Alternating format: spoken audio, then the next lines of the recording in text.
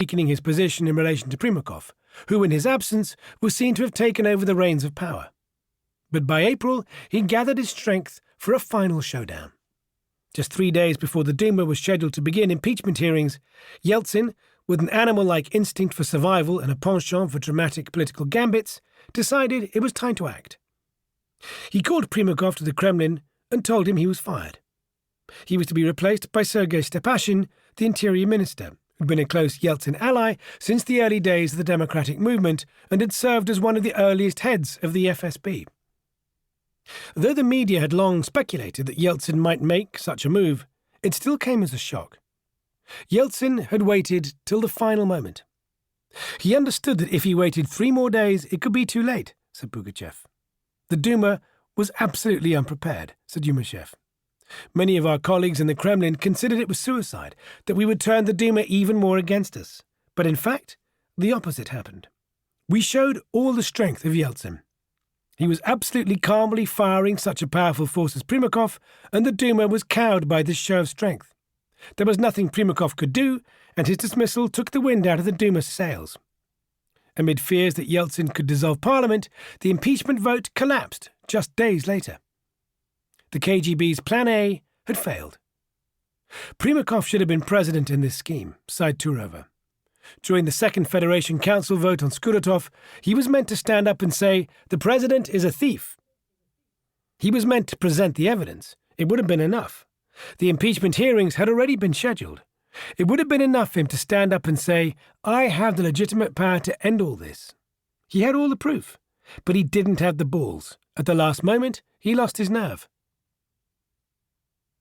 Though Skudetov insisted that he'd never been playing a political game, that he was just seeking to bring an end to corrupt dealings in the Kremlin, he also understood all too well that Primakov could have finished Yeltsin's rule. There were 2 centers of power then.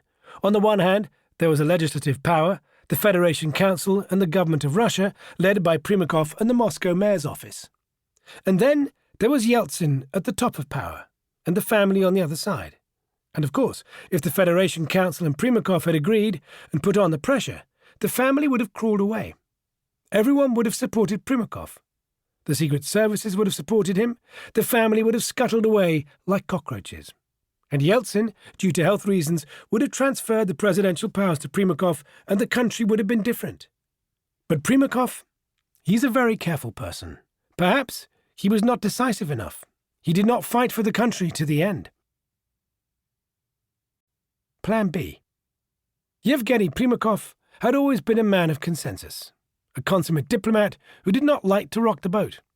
Already in his 70th year, he stepped for a while into the shadows, appearing to concede a temporary defeat. Yeltsin's Kremlin, it seemed, had won breathing space. But if Primakov had been the KGB's Plan A to take back power, another opportunity was lying in wait. Whether by coincidence or by design, a combination of legal threats, fears, rivalries, and pure political calculation came together and led to the takeover of Russia by a far more ruthless generation of KGB men. The family had been stuck in the mindset that Primakov could only be replaced by someone from the security services. After Primakov, it was not possible to appoint a liberal, said Yumashev. It had to be someone that the Duma and society would see as a strong figure, like Stepashin, who was a general. But Sergei Stepashin was probably the most liberal of all the leaders of the Russian security services. He'd even joined the progressive Yabloko Duma political party. Despite a background serving in the Interior Ministry in Soviet times, he was a historian by training and had long been close to Yeltsin. They'd been working together ever since Yeltsin entrusted him to lead a federal investigation into the KGB's role in the failed August coup. Yet for Yumashev and Pugachev, Stepashin had never been more than an interim candidate. Stepashin, Pugachev said, was vyali, the Russian word for weak. He did not believe Stepashin was decisive enough to take the actions necessary to protect them. It seemed to me he was someone who would make compromises with the communists. Yumashev said that he too began to entertain doubts about Stepashin. They were jealous of Stepashin's close relationship with Anatoly Chubais, the former Kremlin chief of staff and privatization czar who'd long been their rival for Yeltsin's affections. Until late June, part of the Yeltsin family had been toying with the idea of another candidate, Nikolai Aksyonenko, the railways minister who they believed would more strongly defend their interests. But Yeltsin soon took a strong dislike to him. In the background, said Pugachev, he'd long been advancing his own candidate, the man he believed to be the safest, most loyal pair of hands. He was backing Vladimir Putin, who he'd first seen as a potential successor when he handled the tape of Skuratov with the prostitutes so coolly. They'd first met briefly in St. Petersburg in the early 90s, and had got to know each other better when Putin was appointed as Borodin's deputy in the Kremlin property department. There, they worked together every day, said Pugachev. Pugachev's Mezprombank was involved in raising funds for the foreign property department Putin headed, though Pugachev declined to specify exactly what the bank did. From his office in a small room in the former Central Committee's headquarters on Old Square, Putin was tasked with rooting through the vast foreign holdings Russia had inherited on the Soviet Union's collapse. There were the palatial buildings of the Special Trade Representative Offices, through which the lifeblood of the USSR's export-based economy had run. There were the embassies and the strategic military bases, the arms depots and the secret safe houses of the KGB. Many of these holdings had been looted in the chaos of the collapse by the KGB and organised crime. They were meant to be on the balance sheet of the Ministry of Foreign Affairs, but no accounting had ever been done. Putin's job was to bring these properties back onto the books, but it's not clear if he ever succeeded in doing so. The Foreign Property Department was at the heart of the strategic interests of the KGB. And while Pugachev claimed that Putin had no inkling of the slush fund machinations through Mabitex or MES, the oil trader granted billions of dollars in export deals, it's far from clear whether that could have been the case. They'd stayed close as Putin continued his dizzying rise through the Kremlin, first as head of the Control Department and then when he was anointed head of the FSB in July 1998. All the while, said Pugachev, Putin had been his protégé. His charm lay in the fact that he knew him as someone he could give orders to. He was as obedient as a dog. Initially, Yumashev claimed he'd had no idea about Putin as a candidate, and to push Aksyonenko instead. But he had always been aware of Putin's abilities. As Kremlin chief of staff, he'd overseen and approved each of the key moments of Putin's rise, and they'd forged a close relationship. By March 1997, Putin was a deputy head of the Kremlin administration. Yet he'd always appeared modest, said Yumashev, and, unlike most other officials, uninterested in furthering his career. Among my deputies, he was one of the strongest. He always worked brilliantly. But at one point, he came to me and said he wanted to step down. I asked him not to go. He told me, "I have sorted out this work. I would like to find something new." Soon after, in May 1998, Yumashev promoted Putin to the third most powerful post in the Kremlin, first deputy chief of staff in charge of the regions, a role that brought him into more frequent contact with Yeltsin.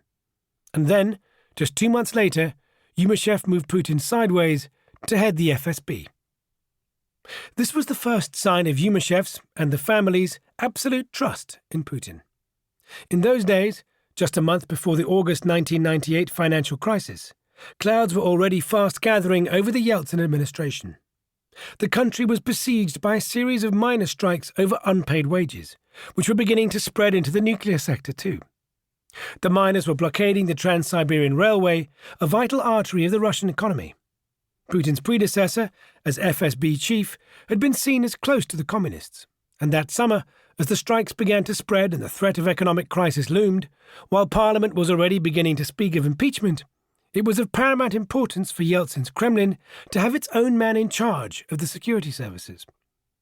The fact that Putin was only a lieutenant colonel rather than a general was whitewashed, and he was dubbed the first civilian head of the FSB instead.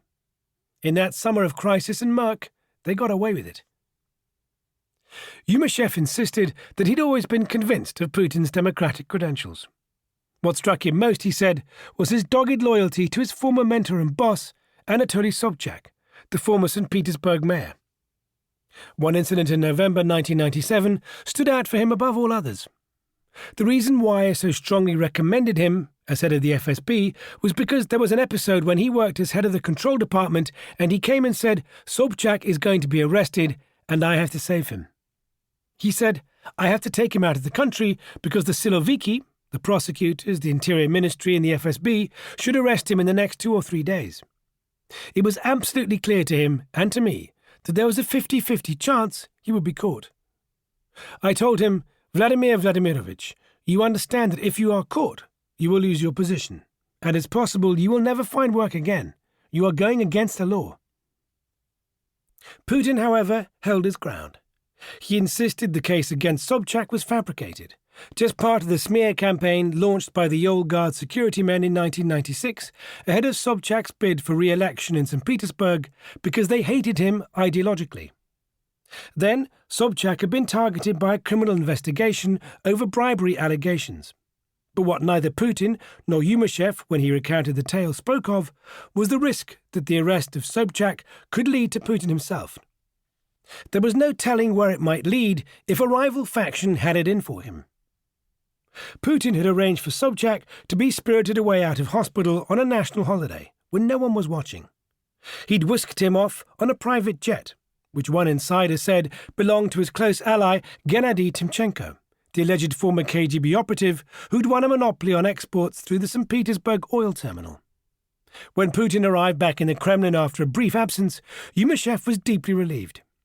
For 2 or 3 days, I was between worry and horror, because it would have been such a grandiose scandal if the FSB or the MVD, the Interior Ministry, had caught Putin and Sobchak when they were crossing the Russian border. For me, it was important that a person was ready to sacrifice his career for justice. And when he returned, I told Boris Nikolaevich Yeltsin of this. Yumashev claimed that another event had also imprinted itself on his perception of Putin. In late 1998, during Primakov's tenure as Prime Minister, Putin had called Yumashev from his car and told him he'd just been with Primakov and wanted to meet urgently. When he arrived, he told me there was a very strange situation. He said, Primakov called me and asked me as head of the FSB to begin wiretapping Yavlinsky. Grigory Yavlinsky was a leader of the liberal opposition in the Duma who had spoken out about corruption in Primakov's cabinet. Primakov had apparently told Putin he needed him to bug him because, he claimed, Yavlinsky was an American spy. Putin told me that he'd refused him because this is absolutely unacceptable. He'd said that if we return the FSB to Soviet times when it went after dissidents in politics, then we will destroy the security services. He said that if Yeltsin shared Primakov's position, he was ready to resign over it. None of these sentiments fitted in any way with Putin's activities as deputy mayor in St. Petersburg, when a ruthless alliance of the KGB and organized crime ruled the roost. Nor did they fit with Putin's 20 activities in Dresden, running illegals against the West. But still, Yumashev claimed to have taken him seriously. Even now, after everything that has followed in Putin's 20-year rule, Yumashev said he has stuck to this view. I am 100% sure he was not playing me. In this case, Putin really would have resigned, because he was absolutely aggressively against this.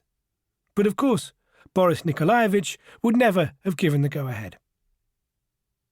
Yumashev believed there was no way that during Putin's time as deputy mayor of St. Petersburg, Anatoly Sobchak's ardent proclamations for democracy could have failed to rub off on him. But he appeared not to know, or not to want to know, the details of how St. Petersburg had been actually run. Putin was a past master at recruiting.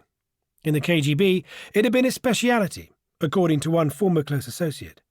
In KGB school, they teach you how to make a pleasant impression on the people you are speaking with. Putin learnt this art to perfection, said a senior Russian foreign intelligence operative. In a small circle of people, he could be extremely charming. He could charm anyone. And as a deputy, he was extremely effective. He carried out any tasks quickly and creatively without worrying much about the methods. If Yumashev was naive, then in that year of intense pressure and attack on the Yeltsin family from Primakov, so too perhaps was Boris Berezovsky, the wily, fast-talking oligarch who'd become the epitome of the insider dealing of the Yeltsin years, when a small coterie of businessmen bargained behind the scenes for prime assets and government posts. The former mathematician had earned his fortune running trading schemes for Avto Vaz, the producer of the boxy Zhiguli car that symbolized the Soviet era, at a time when the car industry was steeped in organized crime. He'd survived an assassination attempt that decapitated his driver. Yet somehow he'd still found his way into the Kremlin. He'd hung out drinking tea in the office of Yeltsin's chief bodyguard, Alexander Korzhakov, and then found his way into the graces of the president himself and his family. All the while, he cultivated ties among the leaders of Chechen separatists. Berezovsky's Logo Vaz Club, in a restored mansion in downtown Moscow, became an informal center for government decision-making. At the height of his powers in 1996, the Yeltsin government's young reformers and oligarchs would gather there throughout the night to plot counter-coups against the hardliners. By 1999, however, Berezovsky was politically toxic. His relations with members of the Yeltsin family had come under target. Not only had the raid on his Sibneft oil major threatened to expose dealings with the oil trading company of Yeltsin's daughter Tatyana's then husband Leonid Dyachenko, there was also a criminal investigation into his business operations throughout Aeroflot, the state's national airline, in which he held a significant stake, and where the husband of Yeltsin's second daughter, Yelena, was president. The family was seeking to jettison their relations with him. Rumours surfaced that a security company had been bugging the family's offices, and he'd been ousted in April from his Kremlin post as executive secretary of the Commonwealth of Independent States, as the loose alliance of former Soviet republics was then known. Yumashev, for one, had tired of dealing with him. There was only so many times he could hear Berezovsky telling him he didn't understand, said one close Berezovsky associate. He began to get on his nerves. Berezovsky seemed to have been abandoned by all. And so, when Vladimir Putin turned up at the birthday party of his wife Lena early in 1999, he was deeply touched by the show of solidarity when everyone else had their knives out for him. Putin's gesture helped Berezovsky set aside qualms about his KGB past. Initially, he chiefly supported Aksyonenko, the railways minister, as Yeltsin's successor. His relations with Putin had chilled distinctly that year after Putin, as FSB chief, ordered the arrest and March 1999 jailing of the FSB officer closest to him, Alexander Litvinenko. But, faced with the constant threat of arrest, Berezovsky eventually fell in line behind Putin's candidacy. Later, always a mythmaker about the extent of his influence in Yeltsin's Kremlin, Berezovsky liked to claim that it was he who had helped bring Putin to power by proposing him to Yumashev as FSB chief in the summer of 1998. He said he then held secret meetings with Putin in the lift of the FSB's imposing Lubyanka headquarters, where they discussed Putin possibly running for the presidency. The two men had met only fleetingly prior to that, when Berezovsky visited St. Petersburg in the early 90s and Putin assisted him in opening his Logo Vaz car dealership there.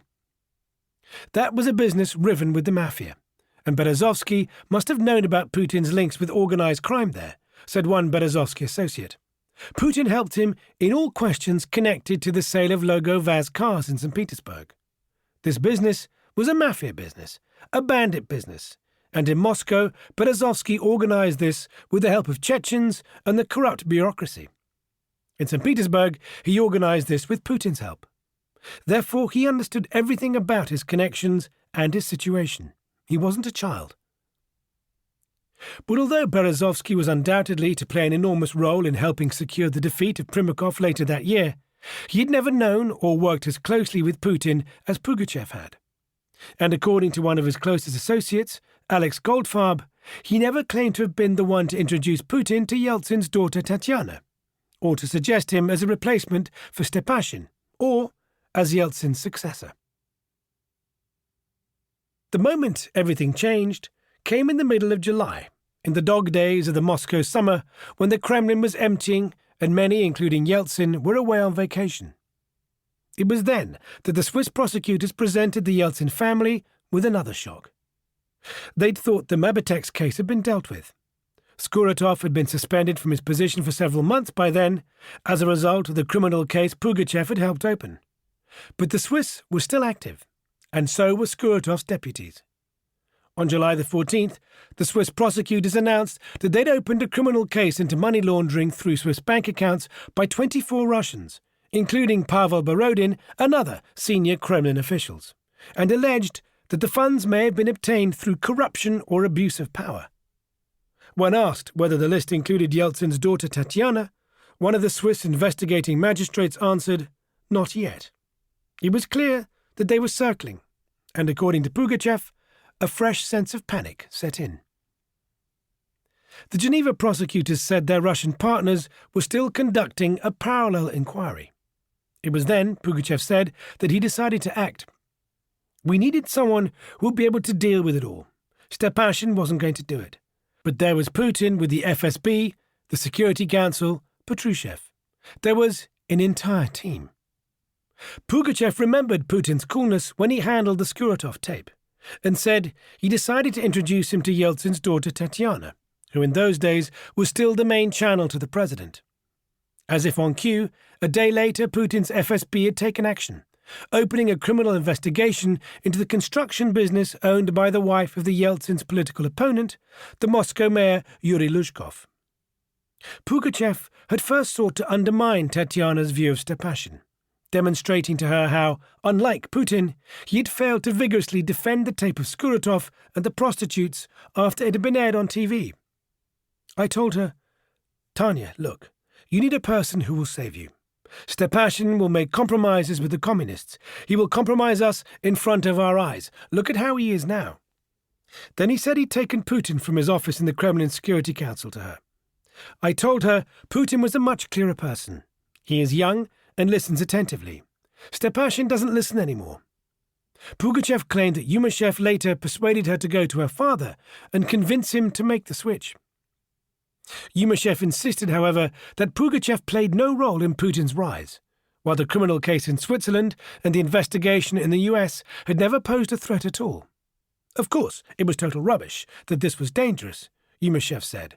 The only thought I had, and Voloshin shared this view, and Yeltsin too, was that power was being given to a person who mentally, ideologically, and politically was exactly the same as us. We'd worked together in the Kremlin as one team. There was an absolutely common understanding with Putin on how the world should work and how Russia should work. But these were the days when everything was decided. Stepashin's world and the chances for a more liberal administration were to be swept away. There was no pressing reason to risk replacing Stepashin with Putin, a relatively unknown official, unless the Yeltsin family needed someone they considered more loyal and more ruthless because of the risk presented by the escalating Mabatex probe. Yumashev tried to explain the switch with lame-sounding reasons, for instance, that Stepashin was under the thumb of his wife. He liked to tell long, contorted tales of the many arguments he'd made in those days for why they had to act quickly before it was too late to replace Stepashin, who just was not the right fit. But no explanation, other than the rising panic over the Swiss probe, made any sense. This was the motive the Yeltsin family never wanted told, for it revealed how the family's rush to save itself was the inadvertent cause of Putin's rise and its world's demise. They needed a tough guy to protect their interests, and got more than they bargained for. In his authorized narrative, Yumashev didn't want to give credence to any of this. Pugachev was the narrator who strayed from the Kremlin's official version and appears to have told the truth. At first, Yeltsin had hesitated, but in the last week of July, Chechen rebels began to mount armed attacks on the border with Dagestan, the mountainous region neighboring the breakaway Chechen Republic. And, Yumashev claimed, Stepashin appeared to struggle to deal with it.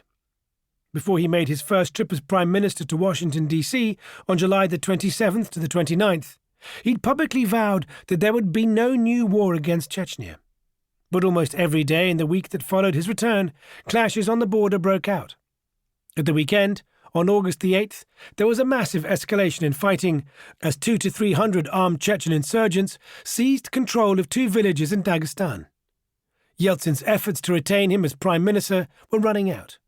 Even then, at the last minute, Anatoly Chubais, who worked closely with Stepashin, had nearly derailed Pugachev and the Yeltsin family's plans when he got wind that a replacement was being lined up. Chubais tried to reach Yeltsin at his dacha the weekend before the announcement was to be made, and to talk him out of it. But he only reached the security guard, who promptly relayed his request to Pugachev. Furious at this attempt to undermine his plans, Pugachev said he made sure the security guard never told Yeltsin about Chubais's call. I'd worked constantly for the last 8 months to get Putin into power. I turned Putin from being a total nobody, who'd been head of the FSB, into this, a real pretender for power.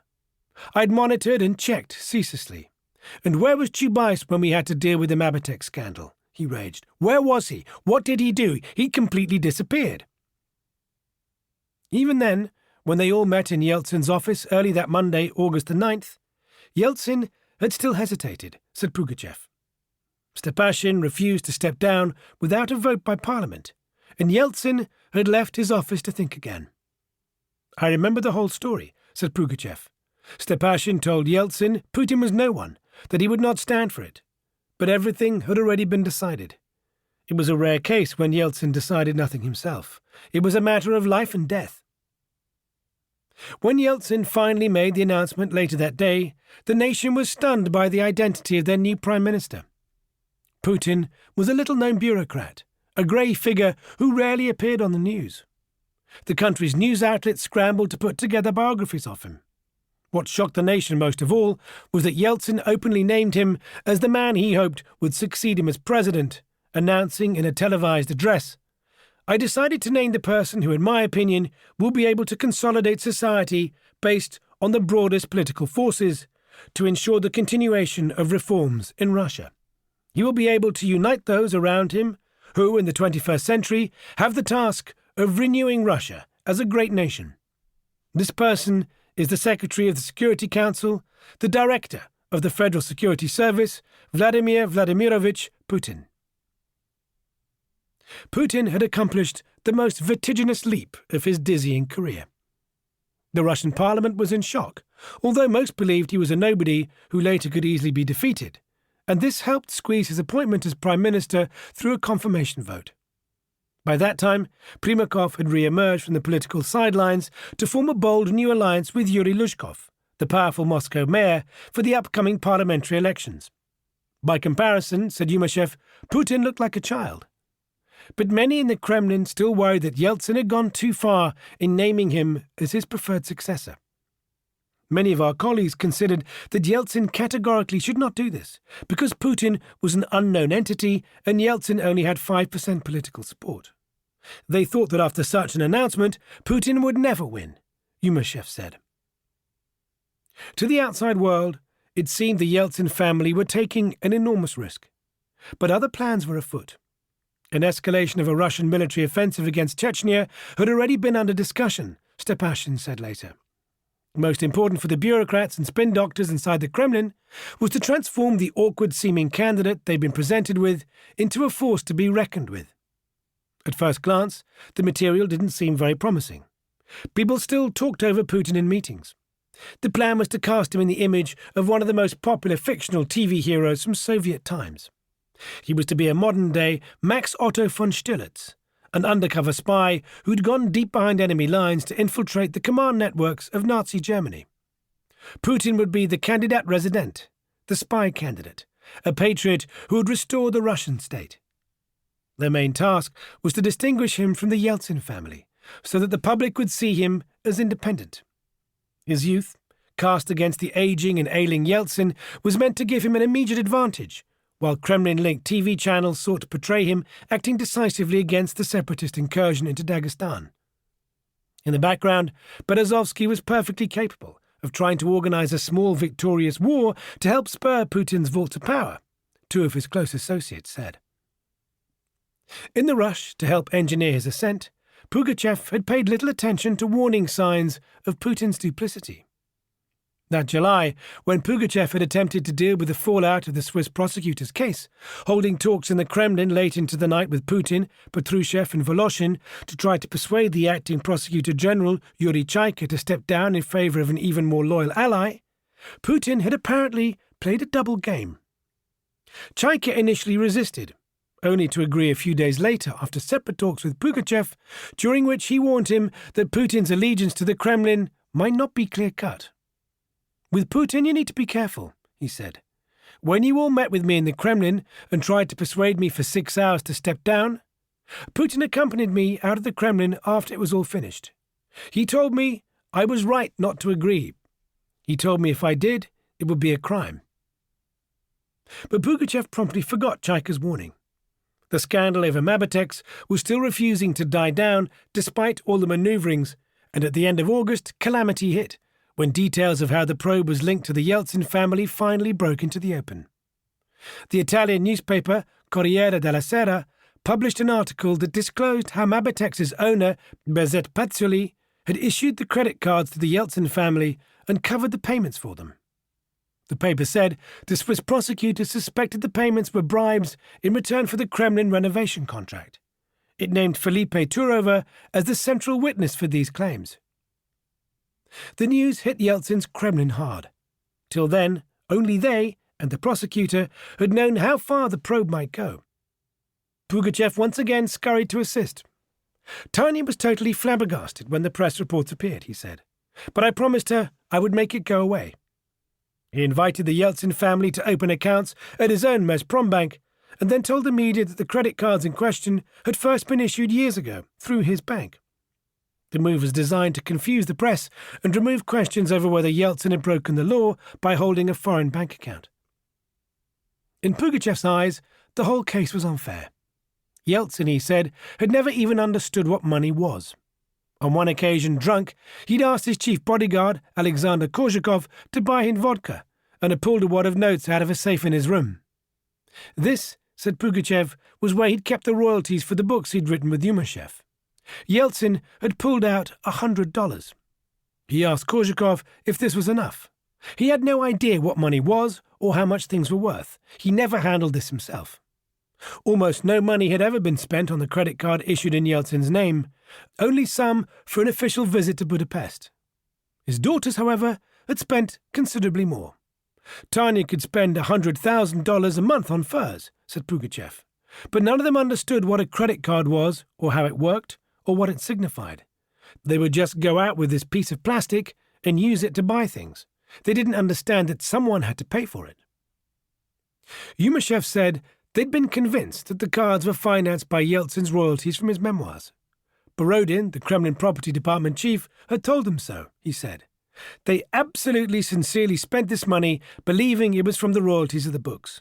But I don't doubt that this stupidity of Borodin could be used by all kinds of forces against us, including Primakov and Skuratov. Clouds were looming ever larger on the horizon, and the money trail had the potential to go further still. On the first anniversary of the August 1998 financial crisis, the New York Times broke the news of yet another Russian financial scandal. U.S. law enforcement agencies were investigating billions of dollars in suspected money laundering transactions through the Bank of New York by Russian organized crime. A month later, reports of a link to the Yeltsin family emerged. Investigators had traced the $2.7 million transfer to two accounts held with the Bank of New York in the Cayman Islands, held in the name of Tatyana's then-husband, Leonid Dyachenko. Later, documents from the Swiss prosecutor's office showed that they were also investigating a much bigger transfer through Banco del Gotardo to an account beneficially owned by Tatyana. No charges were ever pressed, and Yumashev said any suggestion that Tatyana had ever received such funds was absolute lies. But amid the mounting tension and the scramble to save themselves from attack, Pugachev had brushed aside a warning from Putin's former mentor, Anatoly Sobchak, who told him he was making a great mistake. I thought maybe he was jealous, but of course he knew it all. He'd forgotten about Berezovsky's own qualms when he told him, Sergei, this is the biggest mistake of your life. He comes from a tainted circle. A Kometetchik cannot change. You don't understand who Putin is. He'd forgotten, too, about his own deep hatred of the KGB, about how he'd run and dodged from them long ago, when he was trading currency as a teenager in the tourist hotels of Leningrad.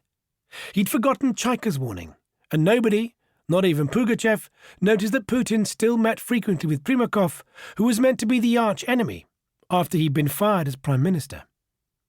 It turned out that Putin had taken the entire top ranks of the FSB to Primakov's dacha, where they toasted him, and in October that year, Putin attended Primakov's 70th birthday celebrations and gave a speech lauding him. Pugachev and the Yeltsin family had closed their eyes to all of this. They wanted above all to believe that Putin was one of them. That summer of intensifying investigations had left them desperately seeking a successor from among the security men who could protect them. Somehow they came to believe that Putin was the only candidate capable of that. increasingly impaired by illness, Yeltsin seemed forced to go along with them.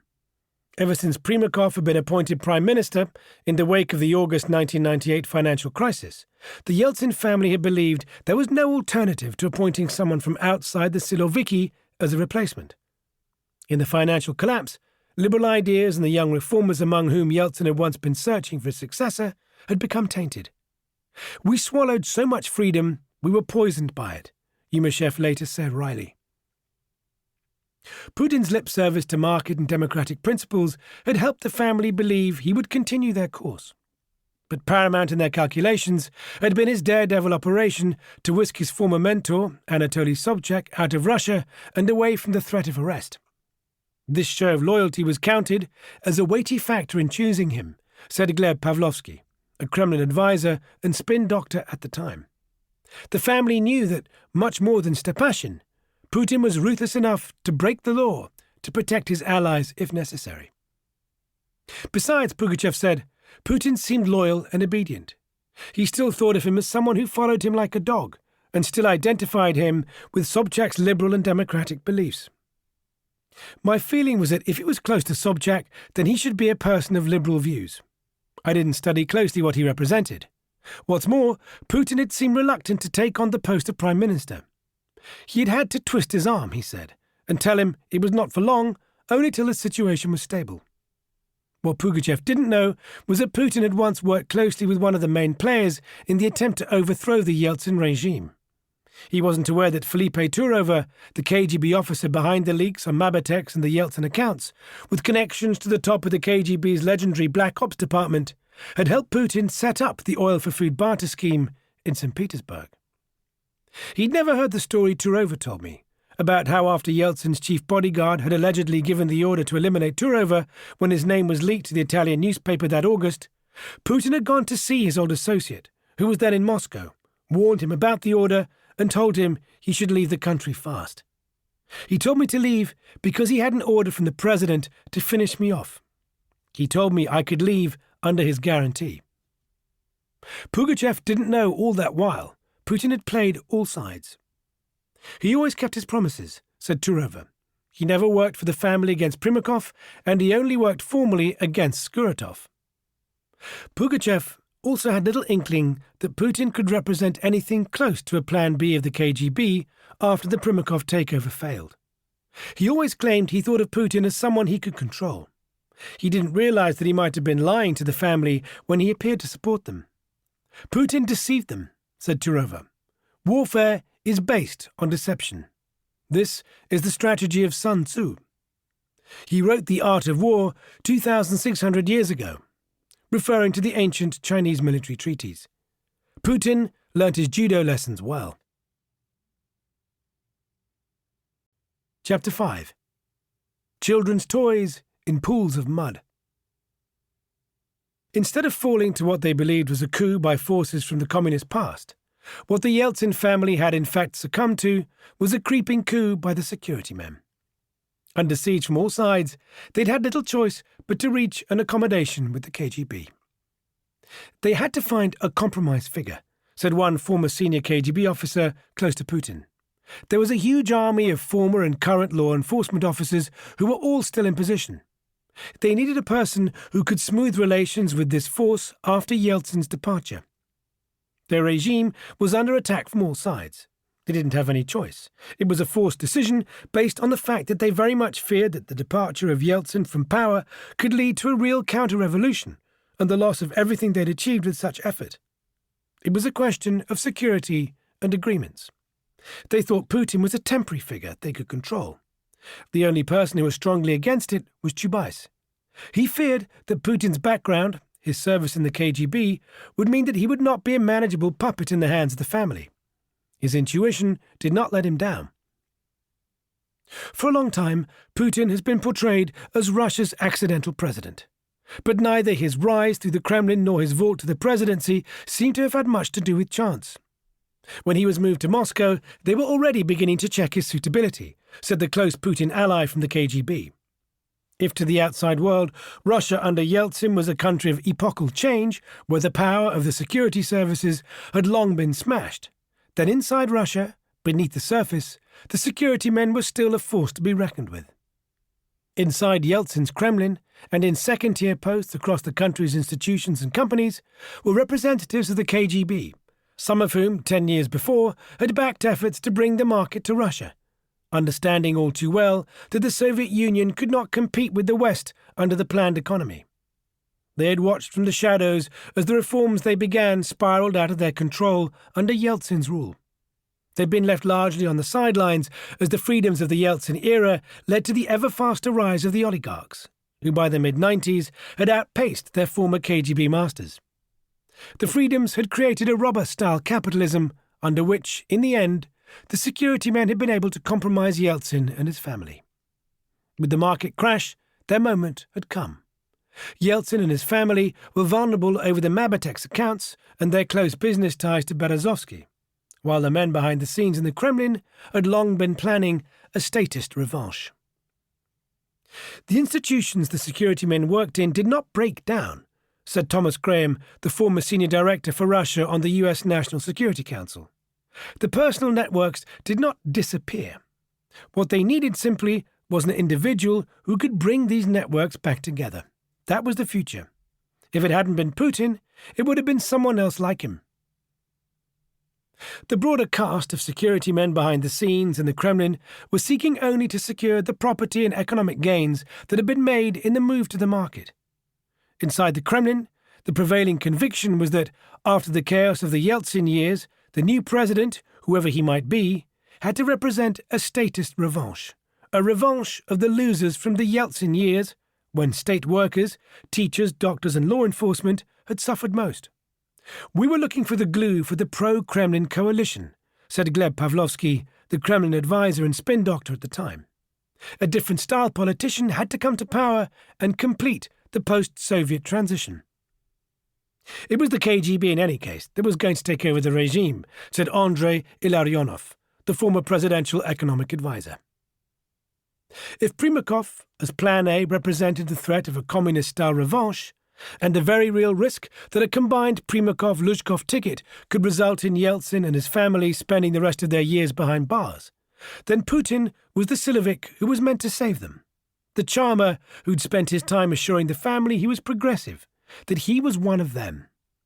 Putin is an outstanding politician, and he carried out a very successful operation to win the trust of the family, said Ilarionov. Primakov was seen as the main enemy for Yeltsin. The security men accurately calculated that Yeltsin would not hand over power just like that. But in their rush to secure their position, the Yeltsin family were handing over the reins to a faction of younger KGB men who were to prove far more ruthless in their bid to gain power than any among Primakov's elder, more statesmanlike generation might have been. In the hurly-burly of Kremlin intrigue and warring clans, even within the security services, they were handing over power to a clan of security men who'd forged their alliances in the violent battles of St. Petersburg, who were far hungrier for power and who would stop at nothing to demonstrate their loyalty.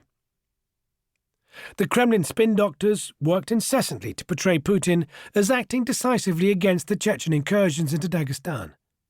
But in the first month of his premiership, Putin's approval rating barely grew. He was still frequently described as colourless. He remained a grey and obscure bureaucrat, while Primakov's newly announced alliance with Luzhkov was gathering in force. One by one, Russia's powerful regional governors were lining up to join it. All the while, the news about overseas investigations was setting alarm bells ringing. The revelations about the Bank of New York probe and its potential to lead to the Yeltsin family were like a ticking time bomb. And the breaking news about the link between the Mabatek's investigation and the Yeltsin family credit cards intensified the pressure further still. Somewhere, locked in a safe inside the deputy prosecutor's office in the stately mansion on Petrovka Street, arrest warrants were lying, signed. There was still one more crucial metamorphosis to come. It was at this time, Pugachev told me, that he proposed the most audacious step yet. He began trying to convince Tatiana and Yumashev that Yeltsin should step down early so Putin could succeed him before the next election. It was the only way to secure his vote to the presidency. "We're not going to be able to hold on to power till the presidential elections the following summer," he told them. The fact that Yeltsin said he wants him to be his successor is not going to help. We still have to get him there. The discussions went on for hours. Yumashev, for one, was convinced that Yeltsin would not agree. I told him, this is a question of your personal safety, of the safety of his family, and for you and for all of us. It's a question of the future of the country. But he said, you understand, he'll never give up power. In the end, according to Pugachev, Yumashev said he would go to Yeltsin. They parted late in the evening, and the next day when Pugachev was back in the Kremlin, he said he received a call from Yumashev. He told me, the question has been decided. Yumashev, however, insisted that no such decision was made then. The official Kremlin line has always been that Yeltsin only decided to step down early, much later, towards the end of the year. But two other former Kremlin officials also indicated that the decision had been made earlier than that, and one of Putin's close KGB allies noticed that something serious was afoot. Towards the end of August, Putin had retreated with one of his closest comrades to his old dacha in the Ozero compound for a few days. He went there to be alone, the close ally said. He was deep in thought, and something was clearly weighing on him. It was only after 3 weeks of tragedy and terror that September that public perception of Putin was turned around. The headlines surrounding Mabatex were blown away, while Putin rose to take command, and Yeltsin disappeared from sight. Late in the evening of September the 4th, 1999, a car bomb ripped through an apartment building in the Dagestani town of Buynaksk, killing 64 people, most of them family members of Russian servicemen. The blast was seen as a response to the escalation of the armed struggle with Chechen rebels, who had launched a new incursion into Dagestan that same weekend, seizing several villages just one day after Putin, the newly anointed prime minister, had declared victory for federal forces in Dagestan. It seemed yet another tragic twist in the sporadic clashes Russia had been forced to engage in ever since Yeltsin launched a war against Chechen separatists in 1994. When, just 4 days later, another blast tore out the central section of an apartment building in a sleepy working-class suburb of southeast Moscow, killing 94 people as they slept in their beds, Russia's military struggle in the Caucasus seemed to have acquired a deadly new reach. At first, investigators said the blast might have been an explosion of natural gas. Few of the families who lived in the building had anything to do with the breakaway Chechen Republic. How could the blast have anything to do with the far-off military struggle? But one by one, without presenting any evidence, officials began to denounce the bombing as an attack by Chechen terrorists.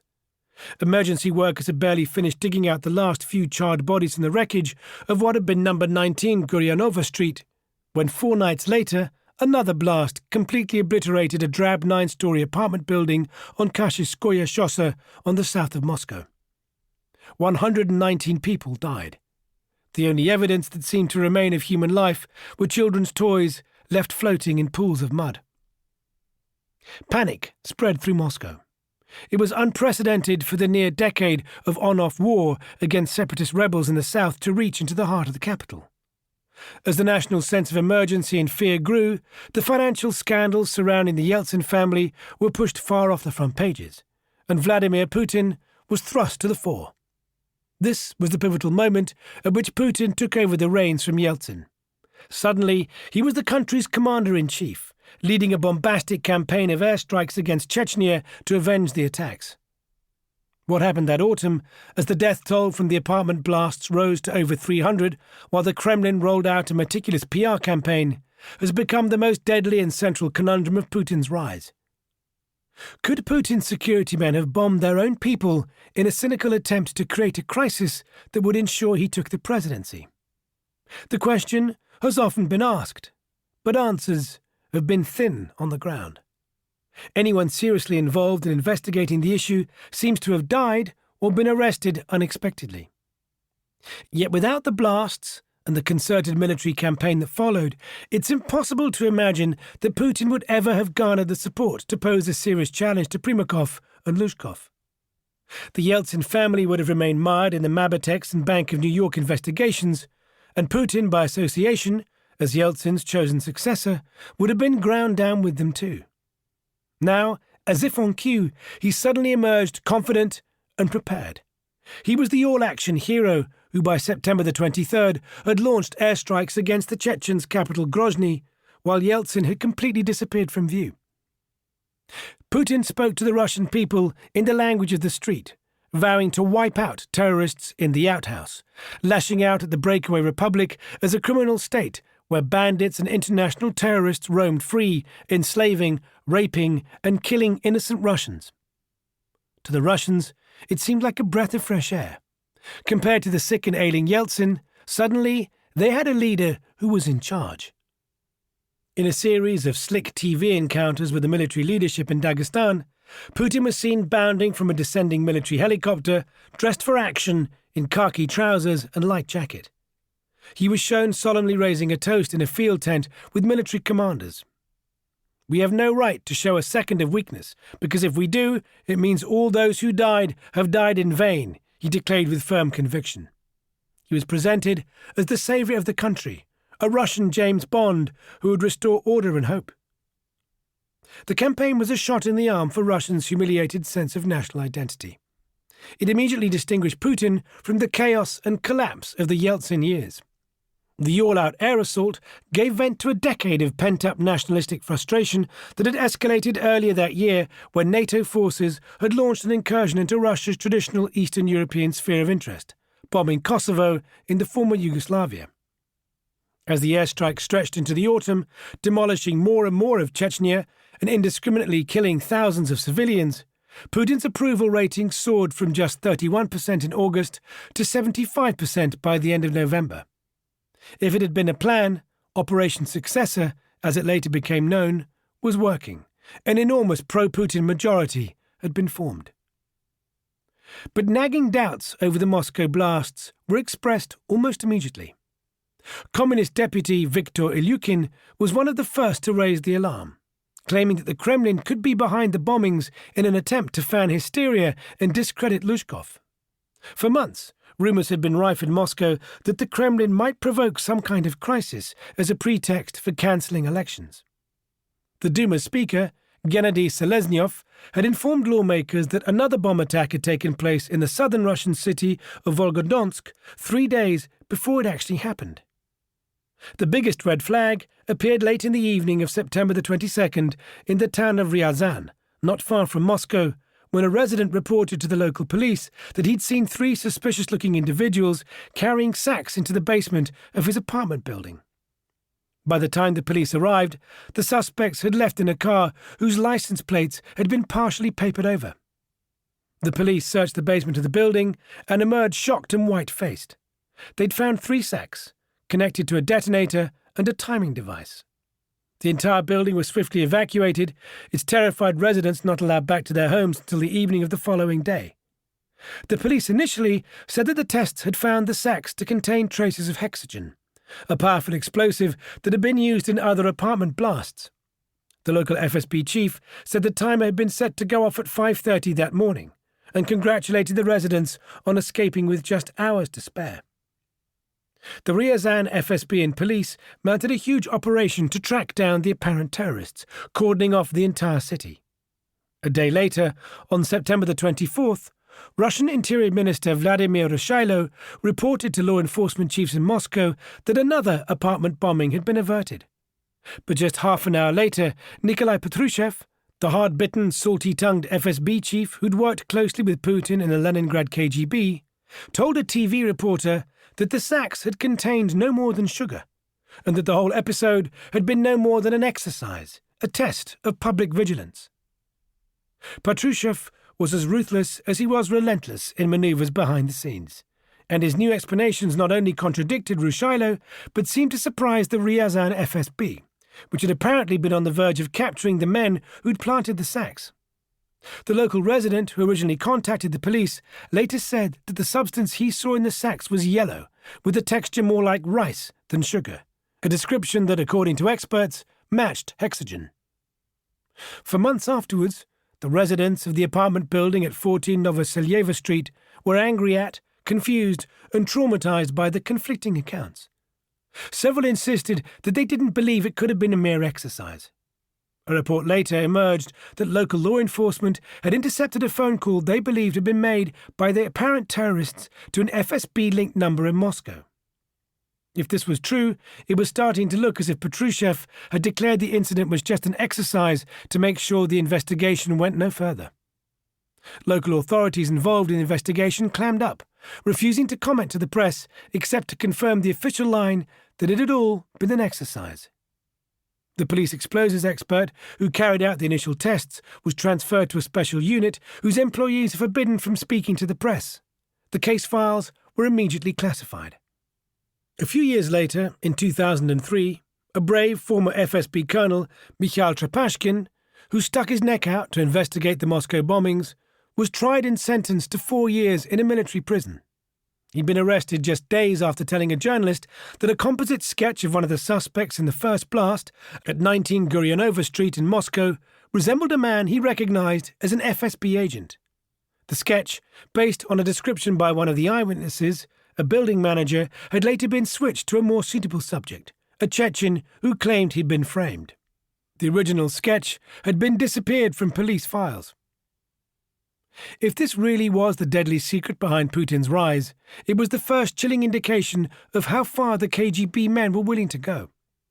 For years, questions have swirled over the bombings, while investigative journalists have penned exhaustive accounts of everything that happened then, only to be met by a wall of denial from Putin's Kremlin. But one of the first chinks in the Kremlin's version has recently appeared. A former Kremlin official has claimed he heard Patrushev directly speak about what actually happened in Ryazan. Patrushev had raged one day about how the Interior Minister, Vladimir Rushailo, a holdover from the Yeltsin years with close ties to Berezovsky, had nearly exposed the FSB's involvement in the bombings. His officers had been close to catching the agents working for the FSB who planted the explosives. Rushailo had nearly blown the whole operation, seeking compromising information against the FSB and Patrushev. The FSB had been forced to backtrack and say the sacks contained no more than sugar to prevent any further investigation. Patrushev had apparently expressed no remorse, only anger at being threatened with the FSB's exposure. The former Kremlin official said he still could not quite fathom what he recollected hearing. There was no need for the bombings. We would have had the election all sewn up in any case. The Kremlin propaganda machine was powerful enough to ensure Putin's victory in any case, but Patrushev, he said, wanted to tie Putin to him and cover him in blood. The Kremlin spokesman, Dmitry Peskov, dismissed the claim as total rubbish. And to this day, Valentin Yumashev insists that there could never have been any FSB conspiracy behind the apartment bombings. I am absolutely sure this is not correct. The country categorically didn't want a second Chechen war. The First War had been so humiliating, Russia's once great army losing so many lives in a tiny republic that barely even appeared on the map, that to be an initiator of war in Chechnya was suicide. To organize explosions in apartment buildings so as to start a second war, said Yumashev, would be to completely destroy the political future of the person you're trying to support. But the campaign Putin conducted was vastly different to the war waged by Yeltsin that lost so many lives. It consisted mainly of airstrikes, rather than sending in ground troops, and Putin had made the distinction clear from the start. This time, we will not put our boys under fire, he said. Pavlovsky, the Kremlin spin doctor, also denied that there could ever have been any plot. The apartment bombings seemed to us to be electorally advantageous for Lushkov, but all of a sudden, he disappeared from view. That September of Hexagon, the Moscow mayor lost the chance for leadership of Russia. But Lushkov, as Moscow mayor, had no power to command airstrikes on Chechnya in vengeance for the attacks. Though he was supported by the NTV channel of media mogul Vladimir Guzinsky, he was never going to be able to marshal a propaganda machine like that of the state-owned TV channel RTR and Berezovsky's ORT to slavishly promote his every action as Putin did. All of the Kremlin's counter-arguments seemed weak. If the bombings were an FSB plot, they could have been undertaken without the knowledge or involvement of the Yeltsin family. Putin's KGB men might have ruthlessly taken the initiative themselves. We all thought it was an act of terror. We had no idea it could be anything else, said one person close to the Yeltsin family. But if there was an FSB plot, it went far beyond even the KGB playbook. that since the 1960s had supported terrorist groups in the Middle East and Germany as a way of disrupting and dividing the West. German terrorist groups, handled by the Stasi and the KGB, had blown up American servicemen in Berlin nightclubs and German bankers on their way to work, with Vladimir Putin, if the account of one former member of Germany's Red Army faction is to be believed, handling members of these groups while stationed in Dresden. It was another matter entirely, of course, to direct such tactics